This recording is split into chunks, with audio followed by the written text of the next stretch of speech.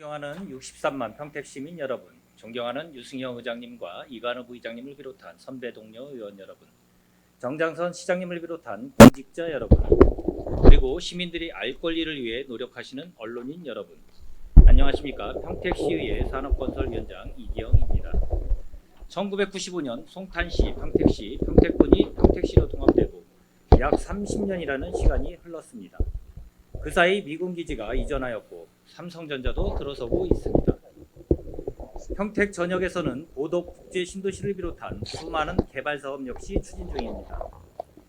평택은 지금 개발의 중심에 서 있습니다. 도시가 개발되기 시작하면 가장 먼저 새로운 길이 만들어집니다.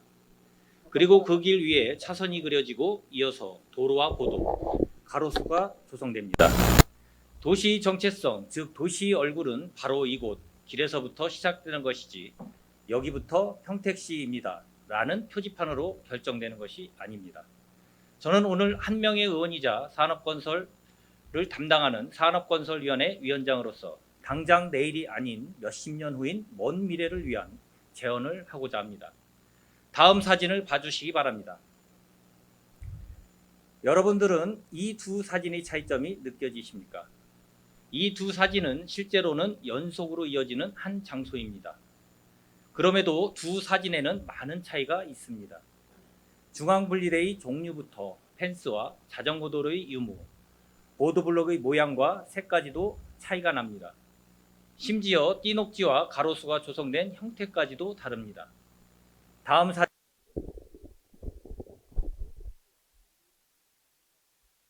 식재된 식생의 종류들이 가지각색이거나 사이사이 고사되어 있는 모습입니다. 결국 이런 시설들은 평택시 경관을 해치고 정체성을 혼탁하게 합니다.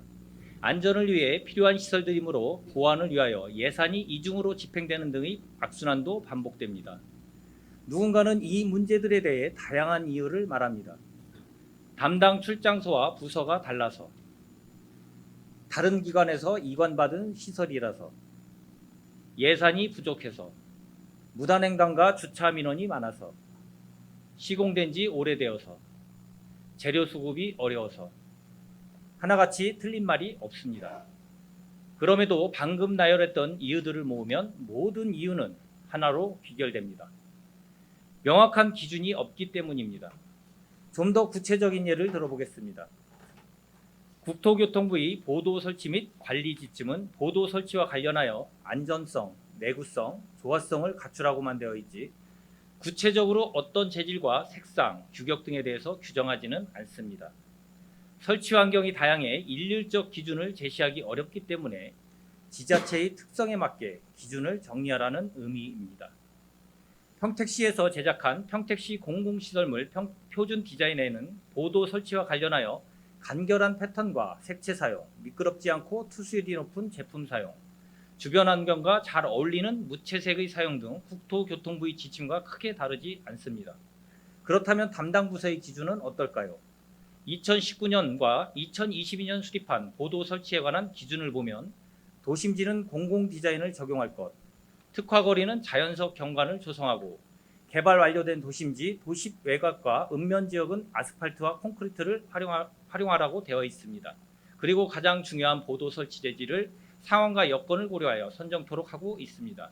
결국 국토교통부부터 담당 부서에 이르기까지 명확하고 구체적인 규정이 없으므로 보도의 색상은 알록달록하고 재질은 제멋대로인 결과가 발생하는 것입니다. 비단 보도만의 문제도 아닙니다. 앞에서 보여드렸던 중앙분리대, 난간, 연석, 띠녹지, 자전거도로, 가로수, 방음벽 등 도로에서부터 완충녹지까지 구간 내 모든 시설들이 같은 문제에 직면한 상황입니다. 이러한 문제는 관리 측면에서도 마찬가지입니다. 국토교통부는 C등급 이상의 상태로 보도를 유지토록 하지만 C등급 판정 기준 또한 명확하지 않아 불량한 보도들이 수리 없이 방치되고 있습니다. 볼라드는 유지관리 지침조차 없습니다. 송탄 출장소와 보도는 이미 부러진 볼라드들이 보도에 방치되어 있고 그 사이로는 불법 주정차들이 존재합니다. 이뿐만이 아닙니다. 보도 일부분은 사람이 아닌 전동 킥보드가 점령하고 있습니다.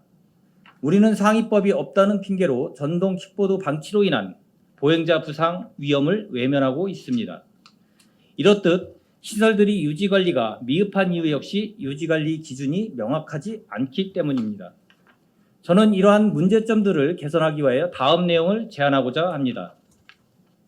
첫 번째, 도로부터 완충녹지 구간까지를 통합도로관리구역으로 지정 관리할 것을 제안합니다. 도로와 띠녹지는 연속적으로 이어져 있습니다. 띠녹지는 보도와 보도는 다시 자전거 도로와 이어집니다. 그럼에도 담당하는 부서는 제각각입니다. 심지어 남부, 북부, 서부 지역으로 관리되고 있습니다. 통합도로관리구역 내 시설별 관리부서를 명확히 함과 동시에 협의체를 구축하여 시설의 설치나 관리가 일괄성 있고 유기적으로 이루어질 수 있도록 해야 합니다. 필요하다면 하나의 부서를 메인 부서로 지정해 협의체계를 총괄하는 것도 검토할 만합니다. 두 번째, 가이드라인을 만들 것을 제안합니다. 통합도로관리구역 안 시설들에 대해 평택 시만의 고유한 정책성을 포함한 명확하고 확실한 기준이 필요합니다. 그 기준들은 시설 설치에만 국한된 것이 아니라 시설의 유지관리와 타 기관의 인수인계에 관한 내용까지 모두 포함하여 다양한 환경에 적합한 재료와 설치 방법 등을 제시해야 합니다. 그리고 그 기준들은 시민, 전문가, 공무원을 포함한 다양한 분야의 인원으로 구성하여 충분한 수기 과정을 거친 후 만들어져야 할 것입니다. 이 과정 속에서 더 이상 차나 건물 중심의 개발이 아닌 사람 중심의 기준을 수립하고 사람 중심의 행정을 펼칠 수 있어야 할 것입니다. 지금 당장 모든 시설들을 갈아엎자는 의미는 아닙니다. 충분한 검토를 통해 기준을 정하고 그 기준을 따르다 보면 30년, 50년 후에는 후손에게 부끄럽지 않은 평택시만의 정체성을 담은 안전하고 아름다운 평택시가 될 것을 확신합니다. 검토해 주셔서 감사합니다.